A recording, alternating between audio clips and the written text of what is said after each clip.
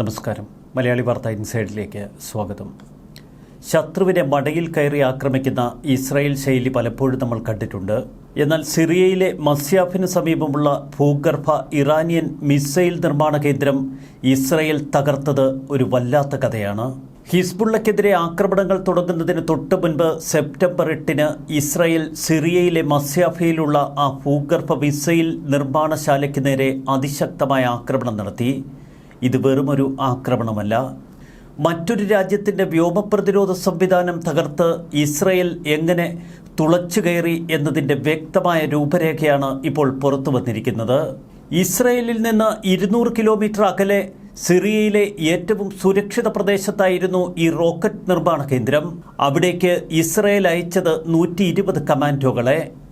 230 മുതൽ 430 അടി വരെ താഴ്ചയിലാണ് ഈ ഭൂഗർഭ മിസൈൽ കേന്ദ്രം ഇറാൻ തയ്യാറാക്കിയത്. അതുകൊണ്ട് തന്നെ വ്യോമമാർഗം അവിടെ എത്തി ബോംബിട്ട് തകർക്കുക എളുപ്പമല്ല. ഭൂഗർഭ ബോംബറുകൾ ഉപയോഗിച്ചാലും തകർക്കപ്പെടാത്ത തലത്തിലാണ് ഇറാൻ ഇത്തരമൊരു മിസൈൽ നിർമ്മാണ കേന്ദ്രം തുടക്കമിട്ടത്. 2017-ലായിരുന്നു ഇതിൻ്റെ നിർമ്മാണം ആരംഭിച്ചത്.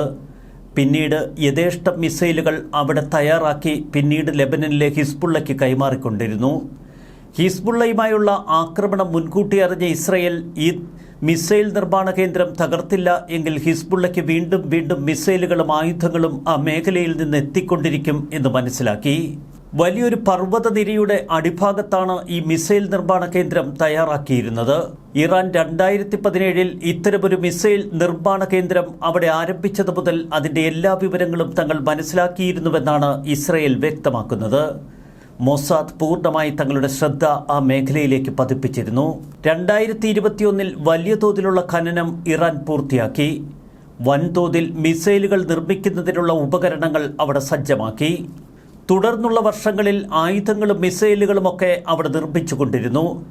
ഇത് അസദ് ഭരണകൂടത്തിനും മറുവശത്ത് ലെബനിലെ ഹിസ്ബുള്ളയ്ക്കും ഇറാൻ കൈമാറുകയും ചെയ്തു. ഒരു കുതിരപ്പടയുടെ ആകൃതിയിലാണ് ഈ സൗകര്യം നിർമ്മിച്ചിരുന്നത്. അസംസ്കൃത വസ്തുക്കൾ എത്തിക്കാനായി പർവ്വതത്തിൻ്റെ ഒരു വശത്ത് ഒരു കമാനം, ഈ 2 കവാടങ്ങളും തിരിച്ചറിയാതിരിക്കാൻ മറ്റനേകം നിർമ്മിതികൾ അതിനു മുന്നിൽ. ഈ 2 കവാടങ്ങൾക്കുമപ്പുറം മൂന്നാമതൊരു പ്രവേശന കവാടം കൂടി. ലോജിസ്റ്റിക്സിനും മറ്റ് സൗകര്യങ്ങൾക്കുമാണ് ഈ കവാടം ഉപയോഗപ്പെടുത്തിയിരുന്നത്.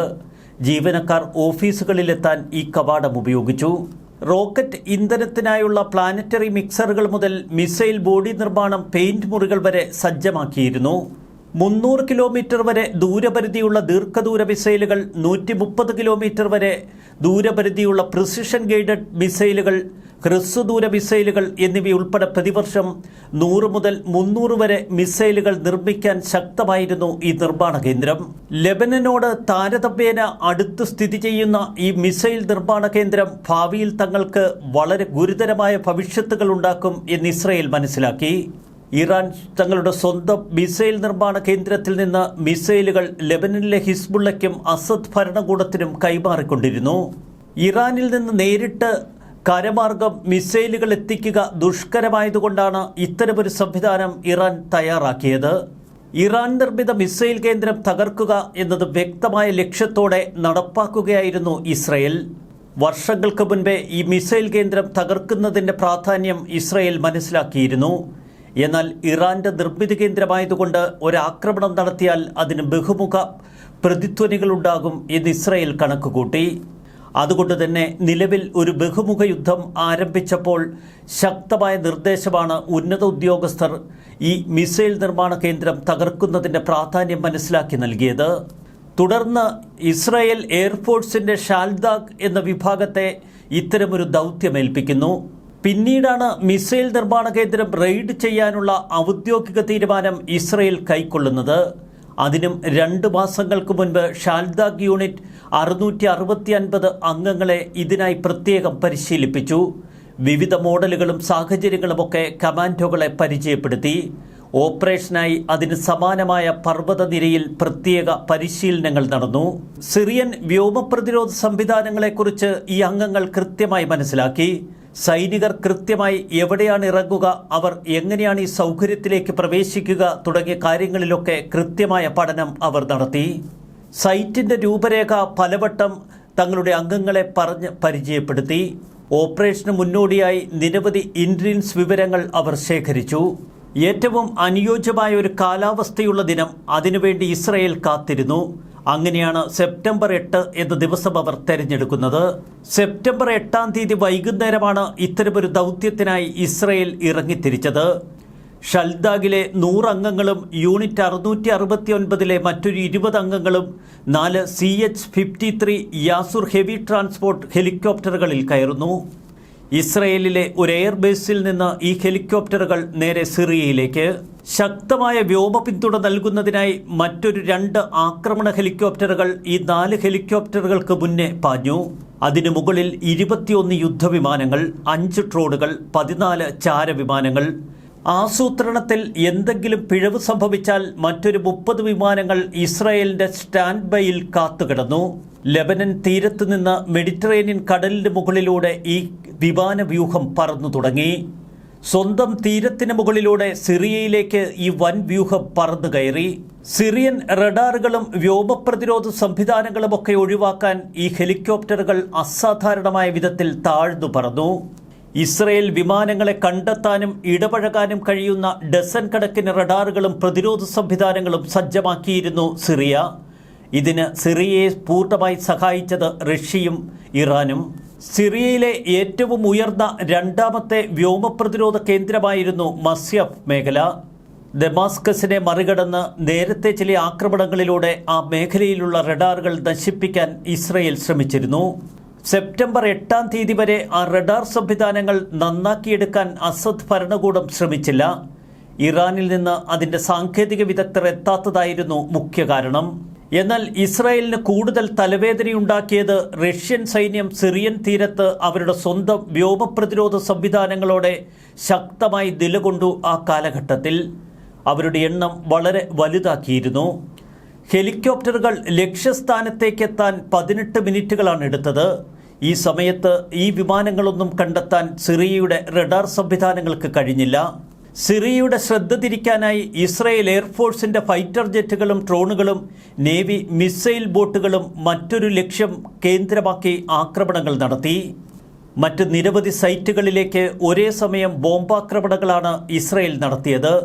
ഇതോടെ സിറിയയിൽ പരിഭ്രാന്തി പടർന്നു. ഒരു സാധാരണ ഇസ്രയേലി ആക്രമണമാണ് സിറിയയുടെ പല ഭാഗങ്ങളിലും നടക്കുന്നത് എന്ന് അസദ് സൈന്യം കണക്കുകൂട്ടി. രാത്രിയോടെ ഇസ്രായേൽ കമാൻഡോ വിഭാഗം മിസൈൽ കേന്ദ്രത്തിലെത്തി. അവിടെയുള്ള സുരക്ഷാ ജീവനക്കാരെ തുരത്തുകയായിരുന്നു അവരുടെ ആദ്യ ലക്ഷ്യം. ആക്രമണത്തിന്റെ ആദ്യഘട്ടം വിജയിച്ചു. എന്നാൽ പ്രദേശത്തിന് നേർക്ക് ആക്രമണം തുടങ്ങിയെന്ന വിവരം ഇറാനും സിറിയൻ ഔദ്യോഗിക ഭരണകൂടത്തിനും ലഭിച്ചു.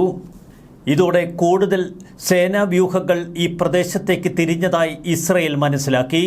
തുടർന്നാണ് മിസൈൽ നിർമ്മാണ കേന്ദ്രം പ്രവർത്തിക്കുന്ന ഈ പർവ്വതനിരയിലേക്ക് എത്താനുള്ള റോഡുകളൊക്കെ നിമിഷാർത്ഥത്തിൽ ഇസ്രയേൽ ബോംബറുകൾ തകർത്തത്. വലിയ തോതിൽ ബോംബ് വർഷം ചുറ്റും നടത്തി അവർ ആ മേഖലയിലെ റോഡുകൾ പൂർണ്ണമായി തകർത്തെറിഞ്ഞു. CH-53 യാസുർ ഹെലികോപ്റ്ററുകളിൽ ആദ്യത്തേത് പ്രവേശന കവാടത്തിന് സമീപം ആദ്യം ലാൻഡ് ചെയ്യുന്നു. നിരവധി ഷൽദ കമാൻഡോകളെ അവിടെ ഇറക്കി. മറ്റ് 2 ഹെലികോപ്റ്ററുകൾ ഒരേ സമയം സയൻസ് സെന്ററിന് അഭിമുഖമായി നിന്നു. 4ാമത്തെ ഹെലികോപ്റ്റർ കുറച്ച് മിനിറ്റുകളോളം പിന്നിൽ കാത്തിരുന്നു.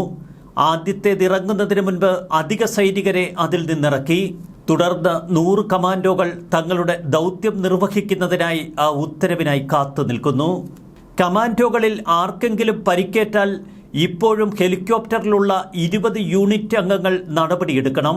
പരിക്കേറ്റ സൈനികരെ ചികിത്സിക്കാനുള്ള സംവിധാനങ്ങളൊക്കെ ഹെലികോപ്റ്ററിൽ സജ്ജമാക്കിയിരുന്നു. അപ്പോഴും ഇസ്രായേലിന്റെ യുദ്ധവിമാനങ്ങൾ ഈ ഹെലികോപ്റ്ററിന് മുകളിൽ വട്ടമിട്ട് പറന്ന് ശത്രുവിനെ നിരീക്ഷിച്ചുകൊണ്ടിരുന്നു. തങ്ങളുടെ ഒരു അംഗത്തിന് പരിക്കേറ്റാൽ ഒരു താൽക്കാലിക ആശുപത്രിയായി പ്രവർത്തിക്കാൻ സജ്ജമാക്കിയിരുന്നു ആ വ്യൂഹത്തിലെ ഒരു ഹെലികോപ്റ്റർ. സർജറി ഉൾപ്പെടെയുള്ള ചികിത്സകൾ ചെയ്യാനുള്ള സംവിധാനങ്ങൾ ഹെലികോപ്റ്ററിൽ സജ്ജമാക്കി. ഒരു പൂർണ്ണ സജ്ജമാക്കിയ ഓപ്പറേഷൻ തിയേറ്റർ അടക്കമാണ് ഹെലികോപ്റ്ററിൽ സജ്ജമാക്കിയിരുന്നത്. തുടർന്ന് കമാൻഡോകളുടെ ആദ്യ സംഘം മിസൈൽ നിർമ്മാണ കേന്ദ്രത്തിലേക്ക് പ്രവേശിച്ചു തുടങ്ങി. 2ാമത്തെ ടീം പ്രവേശന കവാടത്തിലേക്ക് മുന്നേറി. പ്രവേശന കവാടത്തിലുണ്ടായിരുന്ന 2 ഗാർഡുകളെ അവർ വെടിവെച്ച് വീഴ്ത്തി. മറ്റൊരു സംഘം അടുത്തുള്ള കുന്നിൻ മുകളിൽ തങ്ങളുടെ ശ്രദ്ധ കേന്ദ്രീകരിച്ചു. 5 ഡ്രോണുകൾ വട്ടമിട്ട് പറന്ന് പൂർണ്ണ നിരീക്ഷണത്തിൽ ഏർപ്പെട്ടുകൊണ്ടിരുന്നു.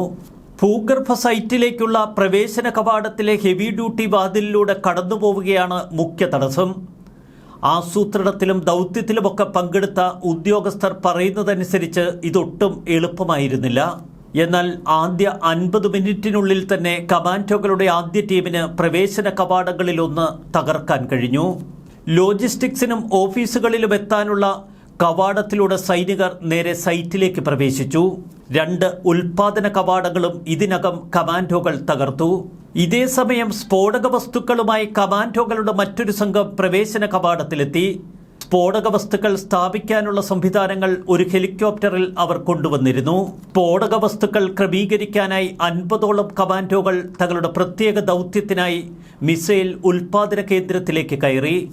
മറ്റ് 50 കമാൻഡോകൾ മിസൈൽ നിർമ്മാണ കേന്ദ്രത്തിന് പുറത്ത് നിലയുറപ്പിച്ചു. പ്രദേശം സ്കാൻ ചെയ്യുകയായിരുന്നു അവരുടെ മുഖ്യ ദൗത്യം. ഡസൻ കണക്കിന് സിറിയൻ സൈനികർ ഈ മിസൈൽ കേന്ദ്രത്തിന് ചുറ്റും കാവൽ നിന്നിരുന്നു. അവരെ ആക്രമണകാരികളായ ഇസ്രയേൽ പോർജെറ്റുകൾ തുരത്തി. 49 യുദ്ധോപകരണങ്ങളാണ് റെയ്ഡിനിടെ IAF ഉപയോഗിച്ചത് എന്ന് ഇസ്രയേൽ വ്യക്തമാക്കി. കമാൻഡോകൾ സൈറ്റിന്റെ പ്രവേശന കവാടത്തിൽ സ്ഥാപിച്ചിരുന്ന ഒരു റിമോട്ട് ഡിറ്റനേറ്ററിലേക്ക് ഏകദേശം 300 കിലോഗ്രാം സ്ഫോടക വസ്തുക്കൾ നിക്ഷേപിച്ചു. തുടർന്ന് അകത്തുണ്ടായിരുന്ന കമാൻഡോകൾ 100 പേരും സുരക്ഷിതരായി പുറത്തേക്കിറങ്ങി. നിരവധി ഭാഗങ്ങളിൽ ഇത്തരത്തിൽ സ്ഫോടക വസ്തുക്കൾ അവർ സെറ്റ് ചെയ്തു വെച്ചു. നീണ്ട 2.5 മണിക്കൂറിന് ശേഷം കമാൻഡോകളെ ഹെലികോപ്റ്ററിലേക്ക് തിരികെ കയറ്റി. തുടർന്ന് ഷെൽദാഗിന്റെ ചീഫ് എക്സ്പ്ലോസീവ് സ്പെഷ്യലിസ്റ്റുകൾ ബോംബുകൾ കത്തിച്ചു. 1 ടൺ സ്ഫോടക വസ്തുക്കളാണ് ഈ മിസൈൽ നിർമ്മാണ കേന്ദ്രത്തിൽ അവർ സജ്ജമാക്കിയത്. ഭൂഗർഭ സ്ഫോടനം ദൃശ്യമാവുക മാത്രമല്ല, ഒരു ചെറിയ ഭൂകമ്പം പോലെ അനുഭവപ്പെട്ടു എന്ന് കമാൻഡോകൾ പറയുന്നു. തങ്ങൾ സുരക്ഷിതരായി അപ്പോൾ ഹെലികോപ്റ്ററുകൾക്കുള്ളിലായിരുന്നു. ഹെലികോപ്റ്ററുകൾ അവിടെ നിന്ന് തിരിച്ച് കടലിലേക്കും പിന്നീട് ഇസ്രയേലിലേക്കും സുരക്ഷിതമായി പറന്നു. ഇസ്രയേൽ സേന തങ്ങളുടെ ദൗത്യം പൂർത്തിയാക്കി മടങ്ങി മണിക്കൂറുകൾക്ക് ശേഷമാണ് സിറിയൻ സൈനികർ ആ മിസൈൽ നിർമ്മാണ കേന്ദ്രത്തിന്റെ പരിസരത്തെത്തിയത്. 30ഓളം ഗാർഡുകളെയും സിറിയൻ സൈനികരെയും ഒക്കെ വധിച്ചതായി ഇസ്രയേൽ ഇപ്പോൾ വ്യക്തമാക്കുന്നു. ഏകദേശം 14 സാധാരണ ജനങ്ങളും കൊല്ലപ്പെട്ടു. ഇസ്രായേൽ സൈനികർ ഈ സ്ഥാപനത്തിൽ നിന്ന് ചില രഹസ്യാന്വേഷണ രേഖകൾ പിടിച്ചെടുത്തു. സൈറ്റ് പ്രവർത്തനക്ഷമമാണ് എന്ന അവരുടെ വിലയിരുത്തലുകൾ ഇത് പൂർണ്ണമായി തെളിയിച്ചു. ഇനി ഈ ഭൂഗർഭ സൈറ്റ് ഉടനൊന്നും ഉപയോഗിക്കാൻ കഴിയില്ല എന്ന് ഇസ്രായേൽ ഉറപ്പിച്ചു പറയുന്നു. 2017 ഇറാൻ ഡീപ് ലെയർ എന്ന് നാമകരണം ചെയ്ത ഈ പദ്ധതി വിഭാവനം ചെയ്യുകയും അതിൻ്റെ നിർമ്മാണ പ്രവർത്തനങ്ങൾ തുടങ്ങുകയും ചെയ്തത്.